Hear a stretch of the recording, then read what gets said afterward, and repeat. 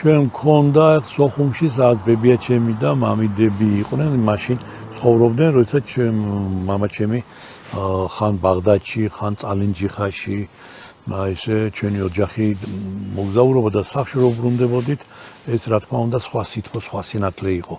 და სულ პატარა ბიჭი ვიყავი, როდესაც გამოჩნდებოდა ოჩამჩირესთან, თქვა და ბაღდადიდან ან წალინჯიხიდან და სხვა და მე ვიცოდი რომ სახლი ახლოს არის. ანუ ჩემი სახლის მიმანიშნებელი ესეთი ნიშანი იყო ზღვა, რომ უახლოვდებით მშობლიურ სახლს. სადაც იყო სითბო და ეხლაც კიდევ ვიგონებ დიდი სიყვარულით იმ პერიოდს, როდესაც თქვა და იყო ჩვენთან ცივი ამინდების თავისთავად, ისეთი ცრიატი ამინდი და ესეთი წვიმები და აი როდესაც ეს ჩემი ბავშვობის დროს მახსოვს კერასინკას რო უძახი. ხო და იმაზე თუხთუხებს თქვა რომელიღაც საჭმელს ამზადებენ და რომელიღაც კერძი არა ხარჩოვალობი. ხო და შიგნიდან შეორთქლილი მინები სახლის.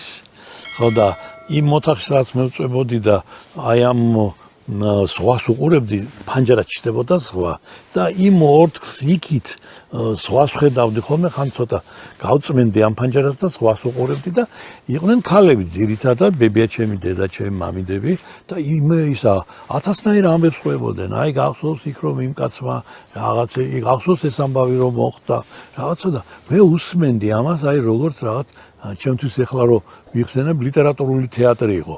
იმიტომ რომ ლიტერატურა ამბებია და წერალი არის კოლექციონერი ამ ამბების და აი ესეთ კოლექციას აჩვევდი ყურს და გარკვეულწილად ძალიან ესე იგი დადებითად კარგად იმოქმედა ჩემზე იმ პერიოდში.